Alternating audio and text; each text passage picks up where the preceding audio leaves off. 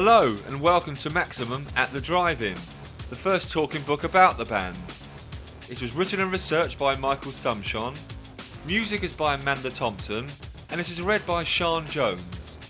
You can check out our full catalogue on our website at www.chromedreams.co.uk.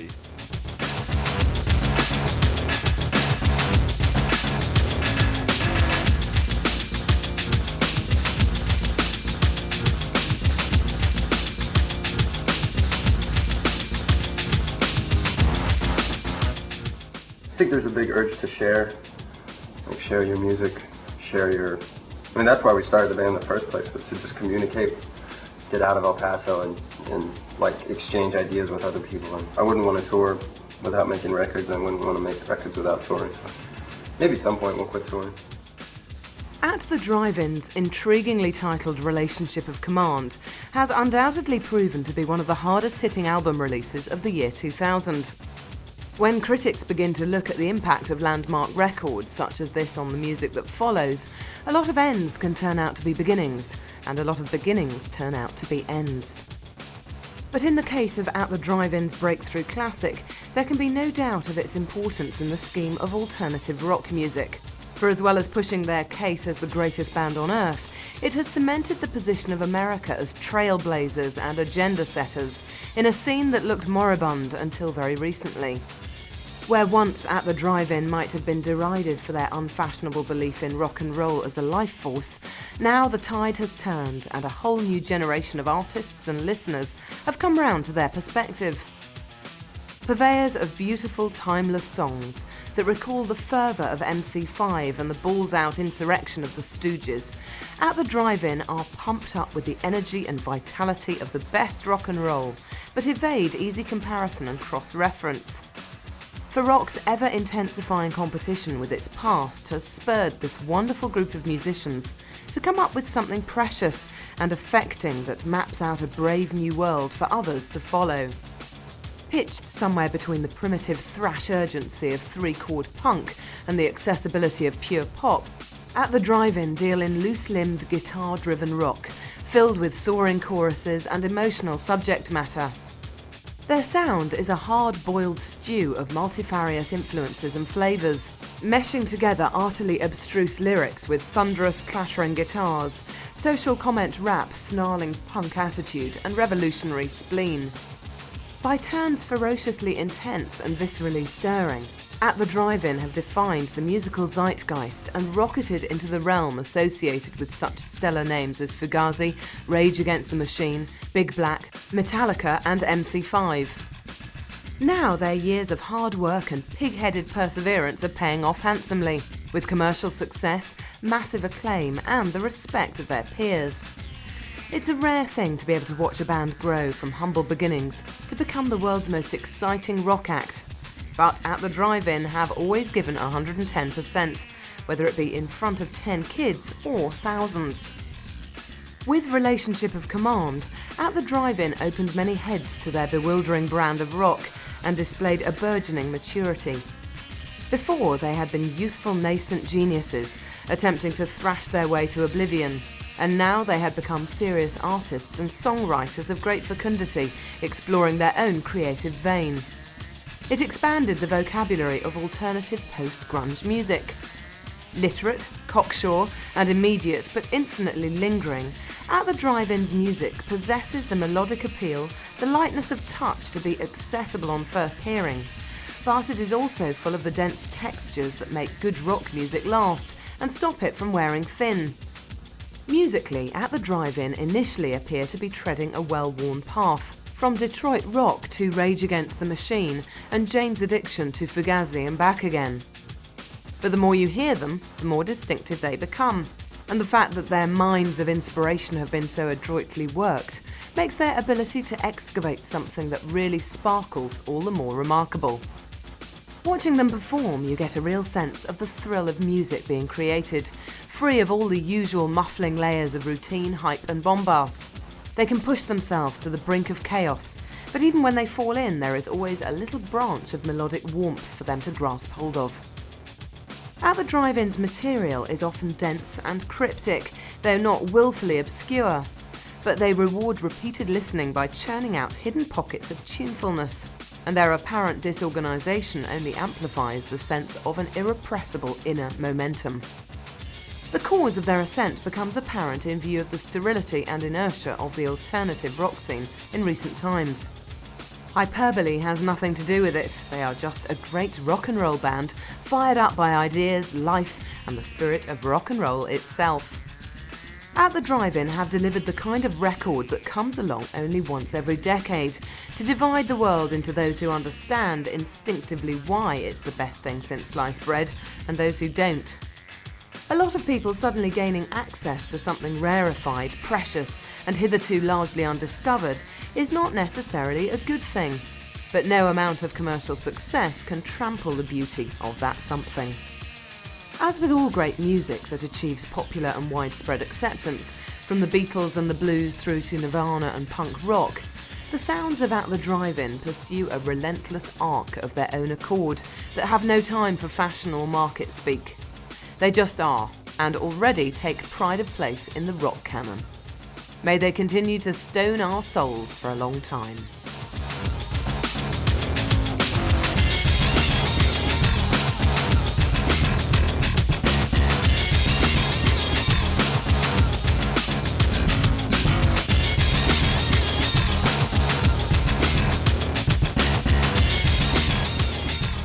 Being from El Paso made us everything that we are, really.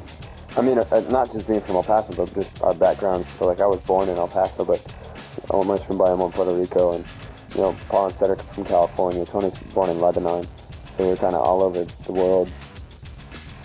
Life for a kid growing up in El Paso, Texas, presented few choices in terms of recreation. Playing kickball in the park or listening to metal. There were bars such as Western Playland and Wet n' Wild that played Ozzy Osbourne and Whitesnake, but they were off limits. Maybe it was stretched to going to Juarez, Mexico for some underage drinking. Fortunately for their legions of fans, the members of At the Drive-In chose the musical path. In a place like El Paso that offered little escape from the humdrum everyday of school life, there was inevitably a lot of aimless hanging around in the streets. Our future rock stars did their fair share of hanging with the guys and shambling around the immediate vicinity of their homes before stumbling upon their true vocation. At the Drive-In leader and vocalist Cedric Bixler was born on November 4th, 1974, in Redwood City, California. His defining moment of self-realization, when he just knew instinctively that music was his passion, occurred whilst watching a tape of Kiss Meets the Phantom of the Park. His dad wanted to turn it off, but the young Cedric just had to watch. Transfixed by what he saw on the screen, Cedric burst into tears until his dad gave in to his wishes and left it running. Eventually, his dad came around to buying his son the soundtrack tape, which went down a storm at many family parties. Cedric got the performing bug at these parties, where he would play air guitar to Kiss with a clothes hanger. The band's drummer, Antoine Tony Hayar, was born in Beirut of all places, on August the 18th, 1974. His family relocated to the States in 1979, at a time when the political situation in Lebanon was becoming less and less tolerable. The civil war was increasing in intensity until there was a feeling of almost constant threat that a missile could arrive from nowhere and kill innocent people on the streets. Tony's brother took over the parental role in looking after Tony and his sister when their mother died of cancer in 1988. He dropped out of his college course and slaved away at 2 jobs in order to raise them, eventually gaining legal guardian status. Tony always had a fascination with music and desperately wanted to play guitar. He swore that he would become a guitarist until the fateful day when a guitar-wielding friend came to the family home. Tony's friend was awesome, almost a virtuoso. He could pick out any song from the Metallica catalogue and play it note perfect at will. This was a humbling experience for the frustrated Tony, who just wanted to get started in music. There happened to be a cheap drum set in the house that Tony's brother had bought from their cousin for $50. At this point, he got them down and suggested to Tony that he learnt to play the drums instead. The rest, as they say, is rock and roll history. Tony's earliest musical inspiration came in the form of listening to metal. often on headphones for the full whacked-out headbanging effect. His introduction to punk rock came via Cedric, who thrust a homemade mixtape into the hands of Tony. Cedric urged his friend to give his lovingly compiled tape a listen, which he did for 3 or 4 consecutive nights. This repeated exposure blew his mind and made him a punk fan for life. Born on September 1st, 1976 in Puerto Rico, guitarist Omar Alfredo Rodriguez grew up around music, as his father was a traditional salsa musician. His father played him records from a young age and took him to his band practices and parties where Cuban and Puerto Rican music was played. As a kid, Omar looked up to his father as an admirable, cool guy and was shaped and influenced by him and his music. In fact, the early stirrings of musical ambition came in the form of wanting to be a salsa musician. The salsa groups of Cuba and Puerto Rico were a heavy influence upon the young Omar, who started playing at the age of 11. Like most kids, Omar went through the trials and tribulations of adolescence and did the wild things that teenagers do. But even when he was grounded by his father, he was always allowed to practice with his band. It was the one thing his father would encourage him to continue doing. Omar's musical approach was greatly influenced and moulded by his father's enthusiasms, so that throughout his childhood and adolescence, music never had a chance to escape his consciousness for long. Music got inside of him at a young age and stayed there. By his own admission, Omar's formal musical knowledge isn't excessive, but his appreciation of music equipped him with an instinct for what sounds good and what doesn't. He only learned the progression E-A-D-G-B-E in 2000, yet what he absorbed from his father was a feel for music that couldn't be learnt from a book. Jim Ward, axeman and youngest member of the band by 2 weeks, was born on September the 19th, 1976. The only band member still living in El Paso, he financed the early At the Drive-In recordings through his college funds. Jim's musical loins were first stirred when his sister turned him on to a Sunday radio show from a college radio station. This weekly instalment of noisy punk rock and new wave from the 1970s blew Jim's mind and focused his energies on music and trying to form a band. Jim, who attended the same school as Cedric, started checking out different music and going to live gigs where he would see Cedric and Omar. For Jim, Cedric was an inspirational figure in the cool older gang that consisted of students 2 years his senior at school. Born on July the 17th, 1975, bassist Paul Himoyos grew up in a musical environment, watching his elder brother mess around with guitars in bands. From attending his brother's gig performances, he graduated to learning to play the guitar in bands himself. Then one day, Tony Hayar's group, Mind Rape, needed to call upon the services of a bassist, and Paul stepped in to save the day. Switching over from guitar wasn't difficult, and he began to enjoy his new instrument more and more.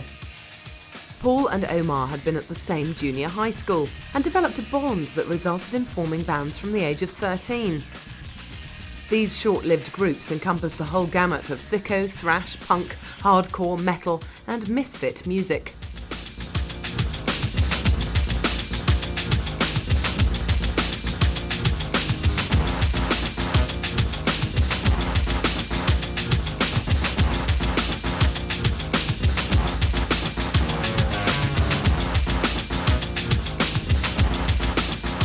Punk rock people, they know what it's like to actually get their hands dirty in order to find really good music.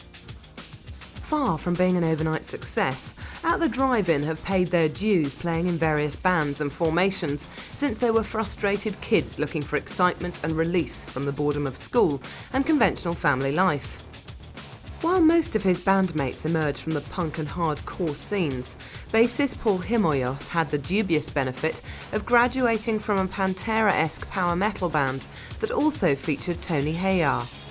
He also jammed with a forbidding death metal outfit by the name of Infinite Darkness, but didn't make it past the audition stage. A veteran of numerous El Paso groups before joining At the Drive-In, he worked with a friend at a sheet metal cutting firm before committing full-time to the band. He had to cut slabs of sheet metal for 12 hours a day to save enough money to fix his van and to go on tour. Before joining at the drive-in, Tony was involved with closing down copper mills and disproving theories. Whilst playing in other bands, he was also working for a Bachelor of Chemistry as a research chemist. He got his degree in chemistry and maths and worked on different experiments, restructuring different atoms. One theory he worked on went by the name of the Bachmann rearrangement theory, a project investigating a molecular structure. Tony and his professor attempted to prove that when it formed in a mechanism, it was a tetrahedral molecule. Their hard work eventually paid off as they managed to prove the theory. Tony also worked on some samples when he was still at school and tried to close down a copper mill plant because there was sulfuric gas within the system. However, he always showed a great dedication to the music, practicing during the day and finishing his research at night.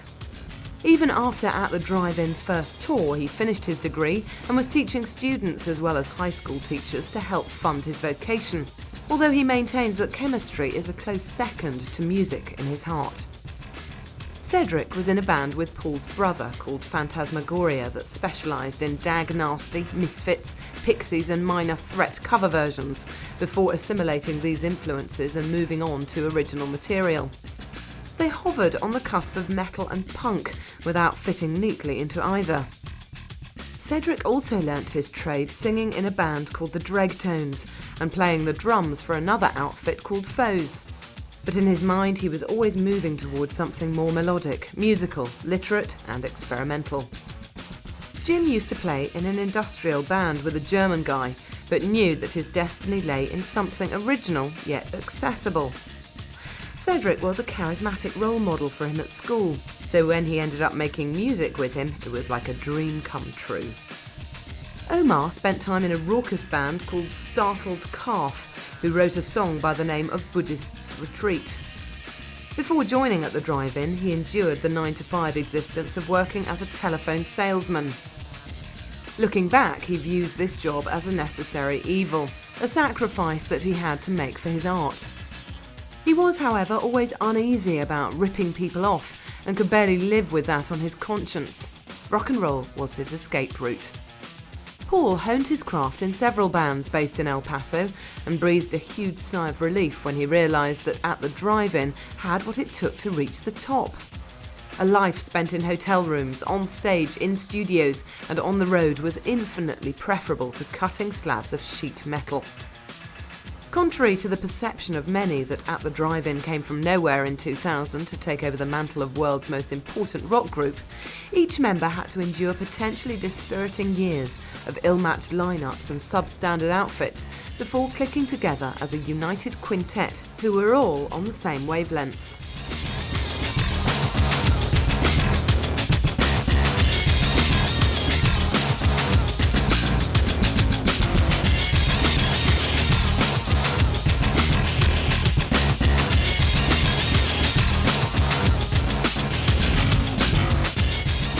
Also, like, our band isn't a choreographed band at all, or there's no real set thing that's going to happen, so if some nights we're on fire and other nights we're not, it's just honestly the way we are, and we make honest music and we play honestly, so, you know, it's not planned, it's not rehearsed, and therefore you get what you get that night.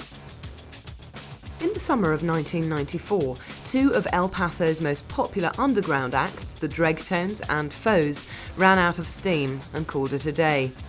From those ashes was born the genius that is At the Drive-In. Cedric Bixler was involved with both bands and so needed a change of direction, a fresh impetus. The Dregtones had been influenced by the black rhythms of ska, rocksteady and reggae, whilst Foes had operated from a more conventional rock base. Meanwhile, Jim Ward had also quit playing in a Minuteman-esque pop-style band in El Paso because of frustration with his colleagues' lack of ambition. They didn't want to tour or put out records, whereas Jim wanted to be in a group that tried everything it could to be the best, to realise its full potential. Cedric came back from the final Dregtones and Foes tour and immediately hooked up with Jim to make music together. They kicked things off by writing songs in a park with just an acoustic guitar and voice. At this point, the music they were coming out with was a fusion of the styles of Cedric and Jim's previous bands, as well as their own influences and tastes.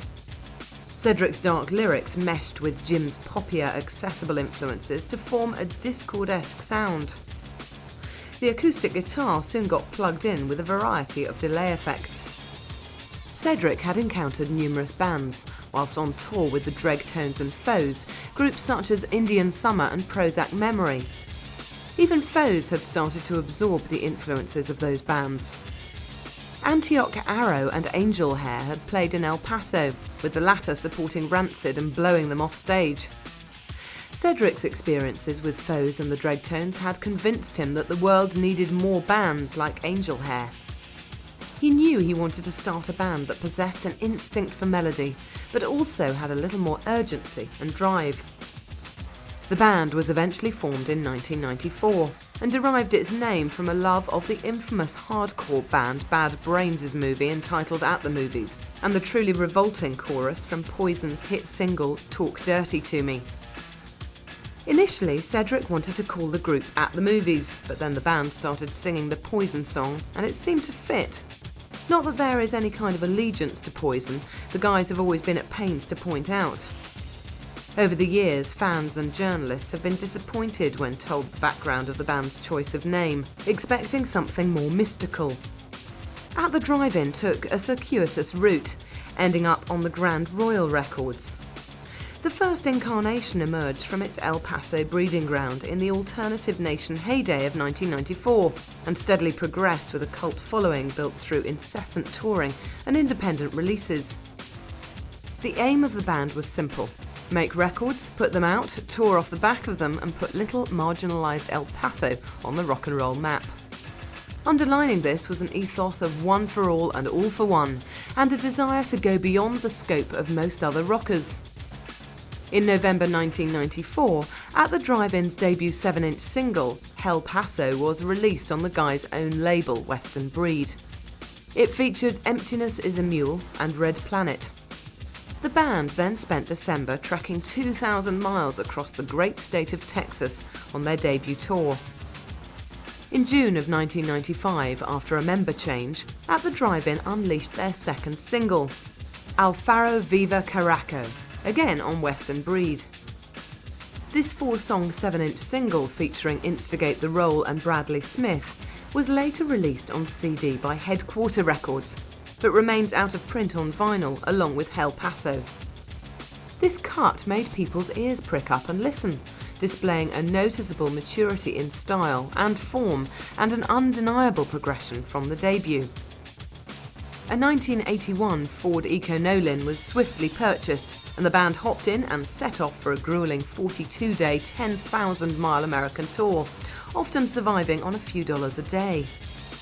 The rewards weren't exactly immediate, but the band persevered and never lost sight of who they were and why they were doing this. One show in New York, for instance, was on at 1 a.m. on a Monday night, in front of an audience of 3, all of whom left after the first song. Another gig, this time in New Orleans, provided the source of inspiration for the group's song Napoleon Solo from In Casino Out. Cedric took an emergency call at the venue just before the band were about to start playing, and the other members sensed something was amiss. Cedric didn't let on what the call was about, but after the show revealed that 2 of their best friends had been killed whilst driving back from Austin, Texas, when they fell asleep at the wheel. The guys used to come home from touring to face $1,200 telephone bills, almost emaciated due to the exhaustion of touring and lack of food. They missed friends and they missed friends' funerals because of being out on the road. At the Drive-In's first encounter with good fortune came when they played at a now defunct bar in Los Angeles. A member of staff at the Flipside Records label witnessed them in action in front of just 9 punters and flipped. That night he saw the future and saving grace of rock and roll and offered to put out their record that night. At the Drive-In set off on a 21-day Southwest tour that ended in LA, where they cut the immortal acrobatic Tenement for Flipside. This, their first full-length album, was recorded for $600 and included 11 emotion-packed tracks of blistering energy and soul. From Initiation through to Imbroglio and Porfirio Diaz, Acrobatic Tenement was everything a debut should be and more. Soaked in grandeur, excitement and musicianship of a rare quality amongst even seasoned pros, it was a mammoth blast of soul-searching angst and youthful vigour not seen since the Clash's classic debut. Released in February 1997, the album caught the essence of a young band of musicians striving to make their own personal statements over the course of a long play for the first time. The future promised great things. Never content to rest on their laurels, At the Drive-In took to the road again on a 100-day, 24,000-mile American tour from February till June of 1997. This encompassed shows with such acts as Face to Face, Cosmic Psychos, Screw 32, AFI, Still Life, Mustard Plug, J Church and countless others. As they toured and people picked up on the album, At the Drive-In's reputation began to swell. The band took a month off before rehearsing for the next record and tour. El Gran Orgo, a 6-track CD EP that the band never sell at shows, was unveiled to the public on the 18th of September 1997. Featuring storming cuts such as Picket Fence Cartel and Fahrenheit, El Gran Orgo was another essential package, this time released on Off Time Records. The EP showcased a more melodic and reflective side of the band, without sacrificing the musical depth and thudding power of the best leather-trousered rock and roll. Within 48 hours of the album's release, At the Drive-In were in Boulder, Colorado, opening a 35-day, 11,000-mile tour that took in 6 nights with Carp and the Young Pioneers, and isolated shows with the likes of Guttermouth, Piss Drunks, the Humpers and the Criminals. Also headlining shows in the Midwest, At the Drive-In had drawn audiences of between 100 and 350 kids hell-bent on oblivion. Crowds doubled in size each time they returned to a town, mainly thanks to the power of an unforgettable live set and word of mouth. Then the band's story took another turn, as Flipside ceased releasing records and Off Time could no longer afford to. Eager to keep up their momentum, At the Drive-In approached almost every independent label they could think of, but amazingly nobody would come forward with an offer. The group began contemplating the possibility that they might never make another record, when Bob and Michelle Becker of the Southern Californian indie label Fearless Records saw them supporting Supernova at a bar called Club Mesa. Excited, moved and uplifted by what they heard, they immediately signed them to the label. On the surface, an unlikely arrangement given Fearless's track record in putting out primarily poppy punk music. The deal was, however, most productive for the band, resulting in the second album, In Casino Out. This masterpiece was knocked together within the space of 5 days at the beginning of June 1998. With Alex Newport on knob-twiddling duties, At the Drive-In excelled in nailing their unique live sound down on record. Jim Ward, who'd been away from the band during the El Gran Orgo recording and tour, was now back and contributing immense fretwork and ideas. The idea was to capture the band as naturally as possible, with all songs, including all vocals, recorded live straight to tape.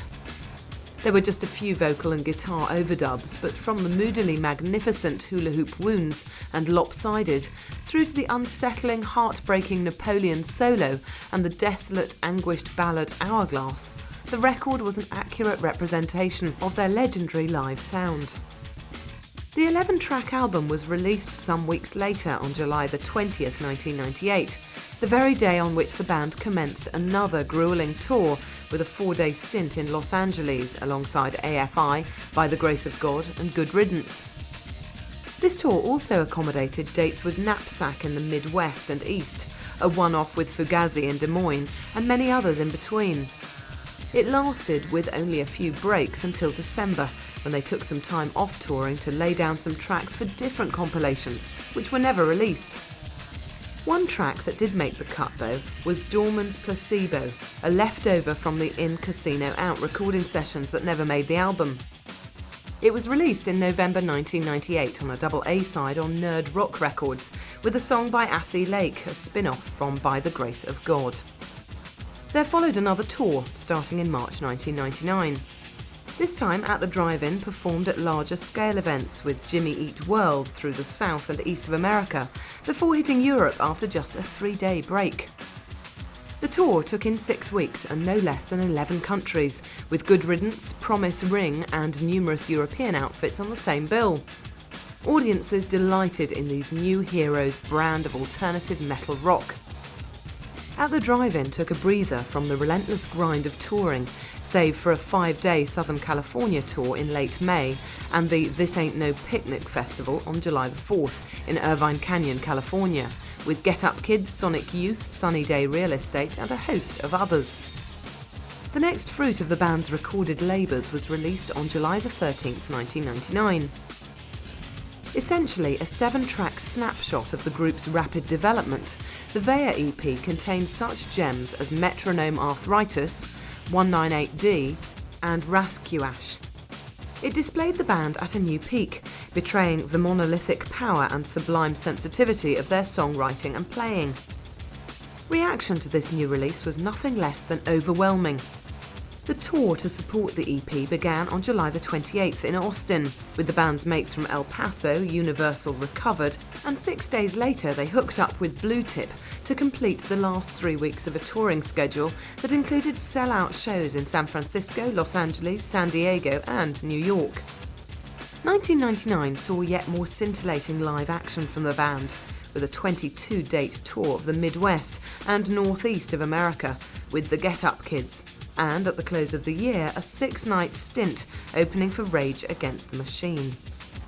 Writing the next record was put on hold whilst at the Drive-In played out their fantasies.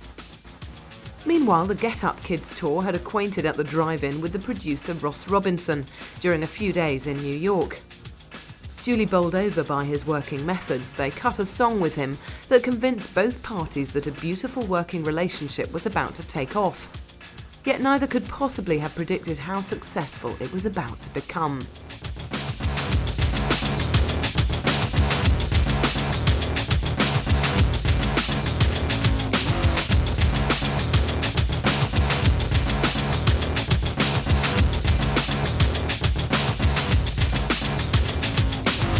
Iggy Pop, he was going to work with Ross Robinson, who we were recording with, and so they had been chit-chatting on the phone, playing phone tag, and we were there in the studio when Ross was talking to him, and Ross told Iggy that he was working with a band who was basically a byproduct of what he had created in, the 70s and stuff like that. And when he was saying stuff like that, we were in the same room, and we were like, why are you telling him that, And because he basically said, they're a lot like you were, man, and it's like, no, we're not.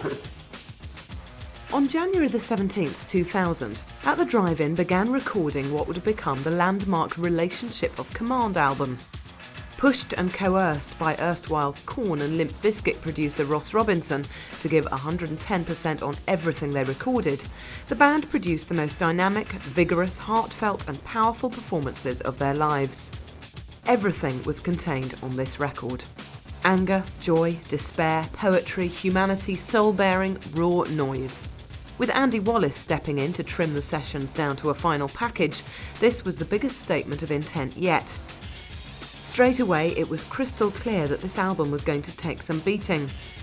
Arc Arsenal pulled manic vortices around a spiralling centre, Cedric's vocals cutting from Craig Vedran-esque gymnastics to Ian MacKay's style sensitivity within a few bars. The hook-laden one-armed scissor was an exhausting account of the group's reaction to the isolation and alienation each member felt during their fledgling tours of 1995 and 1996. It dealt with a fictional character that represented a part of each member of the band. The character in the song felt out of sorts, withdrawn, detached and cut off from everything and everybody, something that most people had experienced at some point. Sleepwalk Capsules recalled both Fugazi and Berlin period David Bowie, whilst Mannequin Republic reached a level of stargazing intensity that very few bands even aspire to attain. Rolodex Propaganda was jaw-droppingly magnificent with its Iggy Pop star turn, and the stunning Invalid Litter Department was a haunting avant-garde phantasmagoria in itself. The mind-numbing banality of so much contemporary pop culture rendered Relationship of Command's music that much more vital and fierce, its themes all the more striking and poetic. Tackling issues such as state apathy on sleepwalk capsules, the generation gap and alienated youth on Pattern Against User, and postponed revolution on Arc Arsenal set the band apart from so many of their peers. Here were musicians unafraid to speak out, experiment with sound and ideas, and push back the boundaries of subject matter and taste. Relationship of Command spot welded together chunks of Fugazi, the MC5, The Nation of Ulysses, Rage Against the Machine, and Jane's Addiction to invigorating effect without ever lapsing into hollow pastiche. The sound might have borrowed bits from those sources, but with regard to lyrics and vision, this music was very much at the drive-in music. With exemplary assistance from producer Robinson, the album was probably the first record to actively harness the haphazard balance of adrenaline and intellect of At the Drive-In's live shows. A fizzing concoction of full-blooded intensity and raw rock and roll spirit, allied to a keen sense of drama and metaphysical contemplation, the album had class stamped all over it. Robinson clearly felt proud to have been the first producer to really nail the band's frantic live performance down onto disc.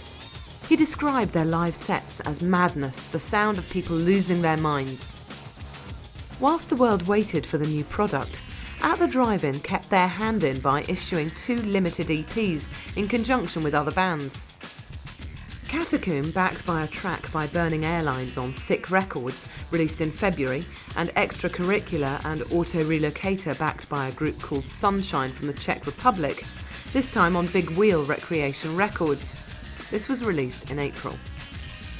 In the meantime, the band had signed with GAS Entertainment, the label founded by record company executive Gary Gersh and artist manager John Silver, who were turned on to the band by Sonic Youth. But while Relationship of Command was being recorded, GAS's parent company, Digital Entertainment Network, dissolved, which led to Gersh and Silver merging with Beastie Boy Mike D's Grand Royal. This was an ironic turn of events, as the band had initially thought of sending Grand Royal the album, being big fans of the label and its artists. However, they had been reticent to do so as they were unsure as to whether the label would like it. Preceded by the single release of One-Armed Scissor in July, which dangled the bait of an unreleased gem in Ints Tardis. Relationship of Command was issued on Grand Royal on September 12, 2000. 11 killers on one record, with cover art by Damon Locks and layout by Jason Farrell. Response to the Relationship of Command disc was nothing short of ecstasy from the press. NME ranked it at number 5 in its top 50 albums of 2000 poll, giving it a rare 9 out of 10 review when it appeared.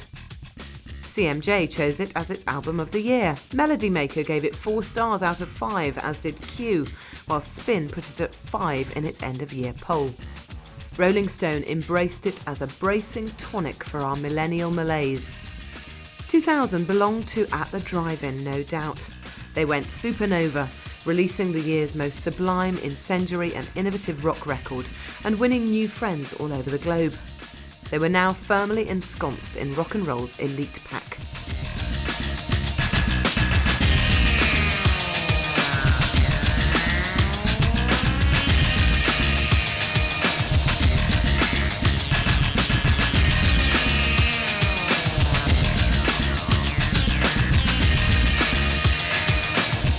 Believe me, I love my Led Zeppelin and my Deep Purple and my Ozzy Osbourne, but I can't listen to that every day. So there was like the other stations, which was like KXCR, where you discover stuff like, I don't know, Mission of Burma or Descendants or Rhythm Pigs, which are from El Paso too, and you know, maybe like Human League and stuff like that. It was basically back when it was more considered new wave and punk. It didn't have the alternative title to it, you know? It would be difficult to think of a more diligent and centred group of musicians than At the Drive-In.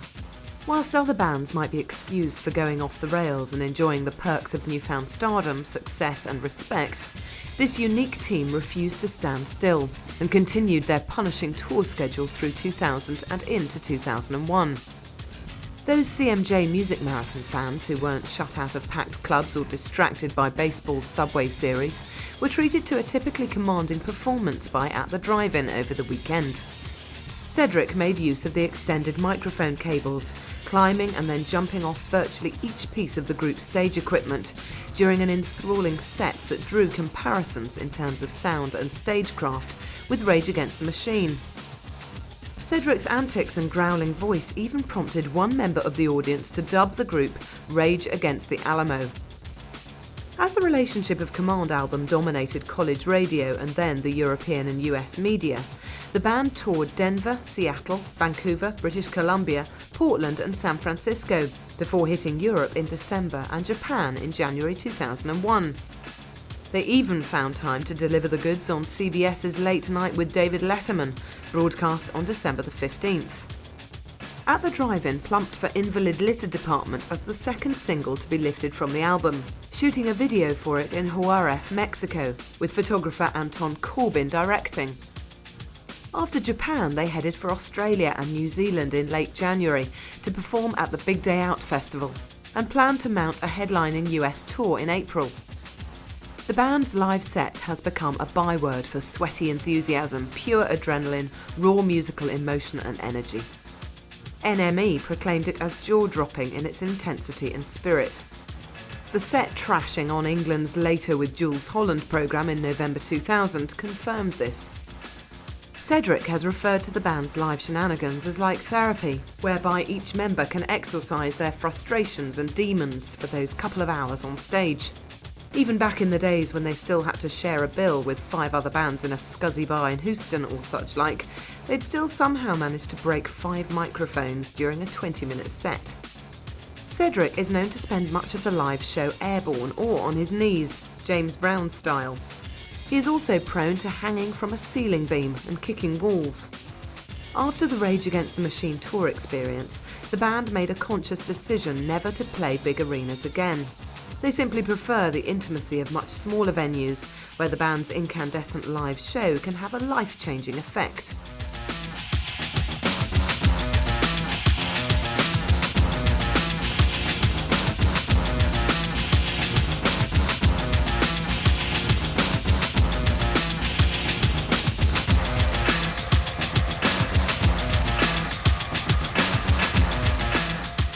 It's pretty hard, I think.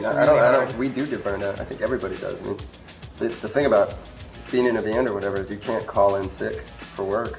If you're too sick to play, that's a huge deal. And the mega success of Relationship of Command and the endless column inches devoted to it since its release has catapulted At the Drive-In into a level of fame and opportunity they could only have dreamt of. Some punters come to the band without any knowledge of their past struggles, thinking that they are a brand new act. Being perceived in this way is strange for the guys. As admirably level-headed young men, they are wary and sceptical of the hype that has been generated since the album's release. In fact, they are counting the days till the critical backlash kicks in. They stress that people shouldn't come to see them play just because of some rumour they've heard or because they are the latest big thing. Hype has a way of categorising bands and putting them into pigeonholes from which it's difficult to escape. Quite apart from the increasing day-to-day pressures of being in a world-famous rock and roll band, At the Drive-In have endured some eventful days and nights since the album went supernova. At the Big Day Out festival on the Gold Coast, the band witnessed a horrific scene of a teenage girl having her pants removed as she surfed over the crowd. Then there was the time when, just before performing on a big TV show in Australia, Tony broke down and started crying in the green room, before being comforted by Jim. Most serious of all was the dalliance with death that threatened to derail the band's tour and their lives.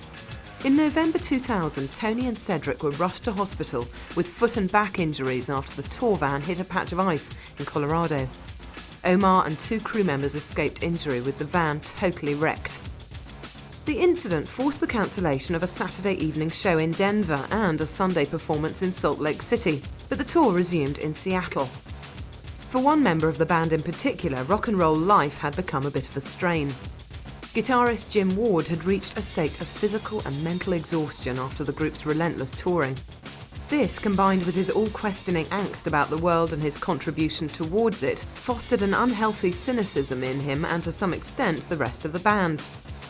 In February 2001, At the Drive-In announced that they were cancelling the last 5 dates of their European tour, citing complete mental and physical exhaustion as the reason.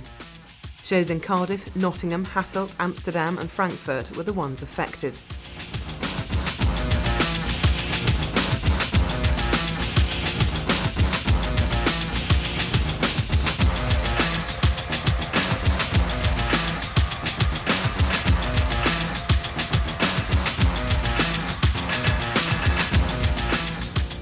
Really bums me out when I see people pushing each other and hurting each other, and like you can see it, you can see the assholes, you can find them and you can see them look for someone to push, and it's just they're releasing some sort of Neanderthal urge to get adrenaline from hurting somebody else, and that's all they're doing. Like any great band, At the Drive-In comprise a diverse array of personalities and characters within their ranks, from the upbeat to the melancholy and all places in between.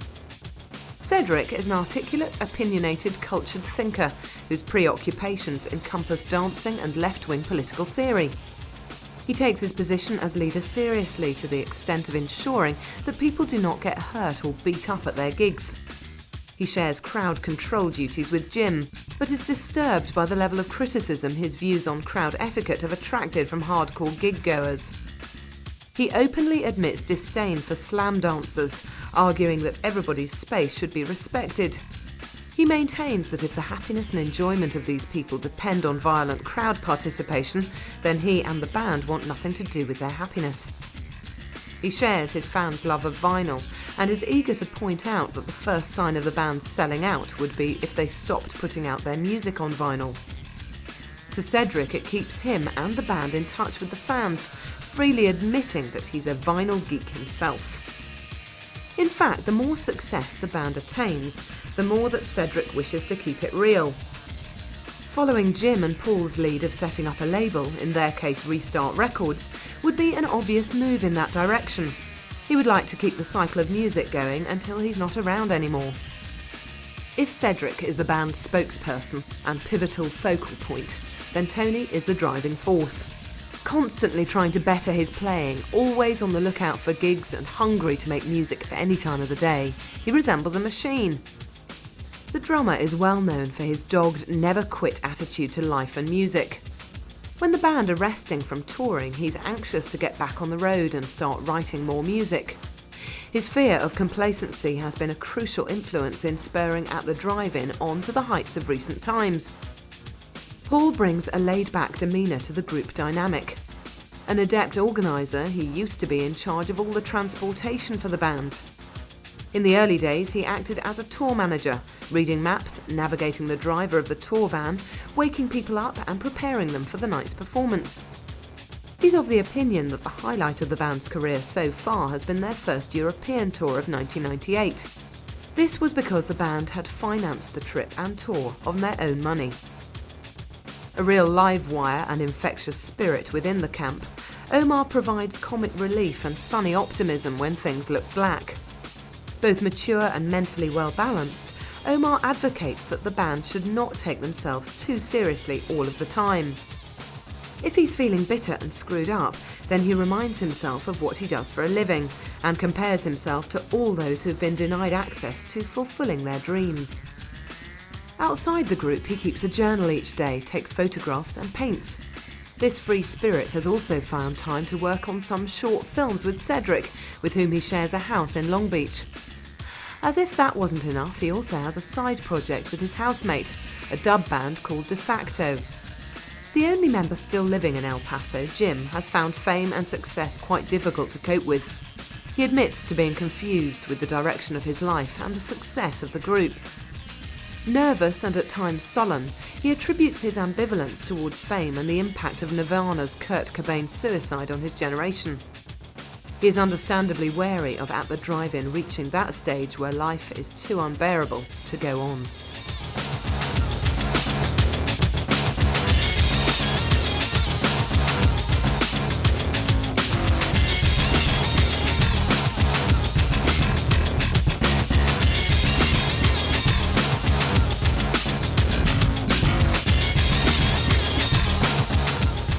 I think if you just kind of like if you take into account maybe the way you used to look in high school, and if you were ever that person that had blue hair, or you had a piercing, and before that all that stuff was cool, and you got made fun of, or you got chased down the hallways, or you were accused of being gay because of a certain way you looked and a certain kind of music, then I think it's about time that you prove to everybody that you were, if not their equal, even better than they were, by choosing to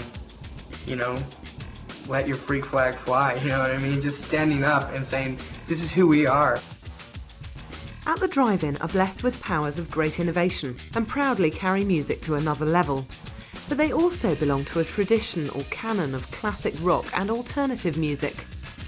Steeped in the resonance of the Stooges, the MC5, Rage Against the Machine, Metallica, Fugazi and Jane's Addiction, At the Drive-In have never been afraid to explore new contemporary strains of rock music and assimilate that influence into their own records. For example, Omar has developed a taste for the music of hip-hop outfit Outkast, as well as investigating the retro-futuristic sounds of such off-kilter artists as Can, Kraftwerk and Captain Beefheart. Cedric's love of the phrasing of the Fall's Mark E. Smith is well documented, and his obvious debt to Rage's Zach de la Rocca is apparent each time he releases his vocal cords. Cedric gains much inspiration from the writings of William Burroughs and the stark, harrowing films of Federico Fellini. In fact, he has compared Relationship of Command to Fellini's Satyricon in its cinematic thread. Cedric's lyrics throw abstract shapes and phrases into the mix, but there is always a sense of narrative or theme hanging over each song. But the most conspicuous lineage that links yesterday's revolutionaries to At the Drive-In is typified by the declamatory vital quality that draws together the last poets, Woody Guthrie, Bob Dylan, Gil Scott-Heron, Rage Against the Machine, The Clash, Nirvana, hip-hop and Fugazi.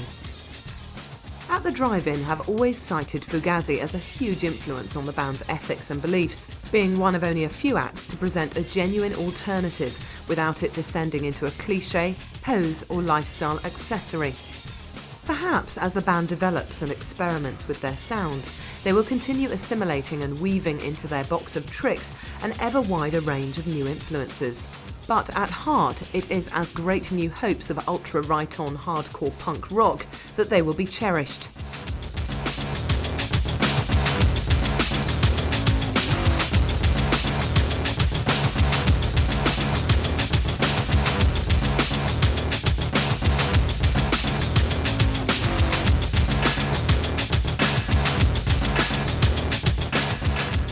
Selling out is so weird because we were never the band that stood behind the slogan or the banner of being anti-major label or anything like that either.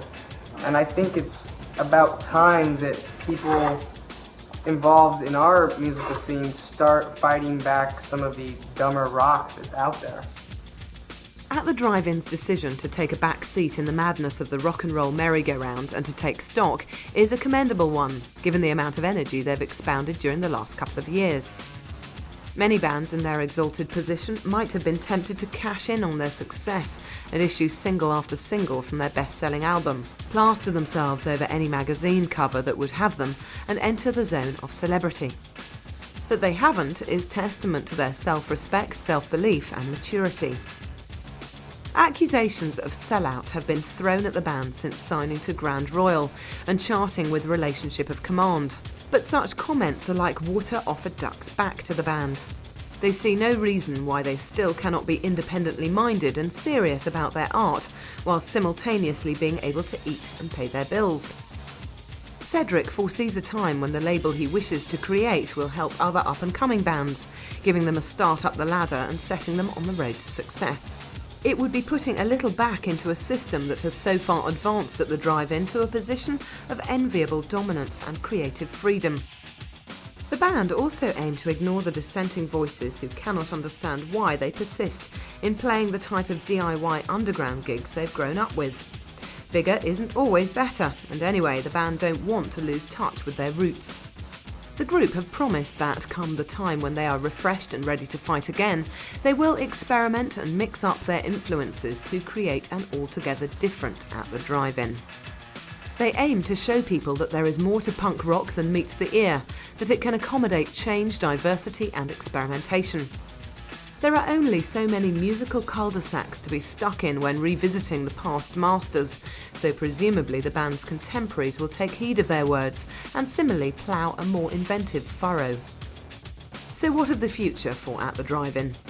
They see themselves as doing pretty much the same thing, minus the tour bus perhaps.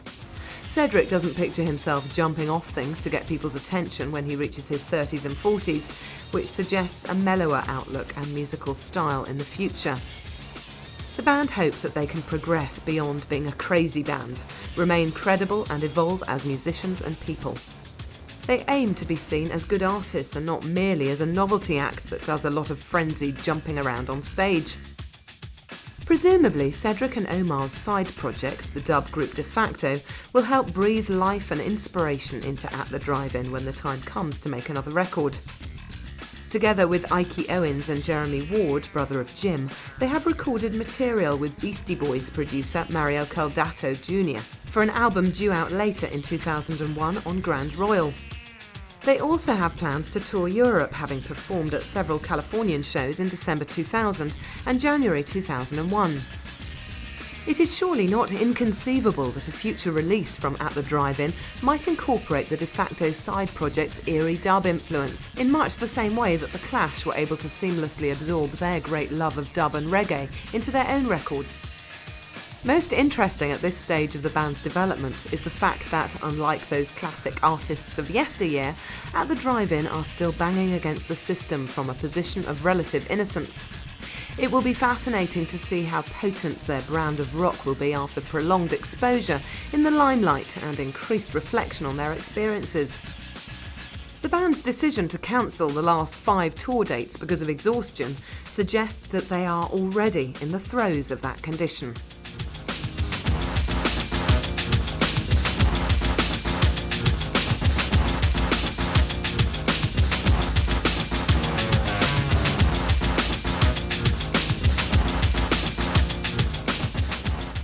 Thank you for buying Maximum at the Drive-In. We hope you enjoyed it. Watch out for further titles on Chrome Dreams coming up soon. If you did enjoy it or have any comments or suggestions, write to us at Chrome Dreams, PO Box 230, New Malden, Surrey, UK, KT3 6YY, or email on mail@chromedreams.co.uk.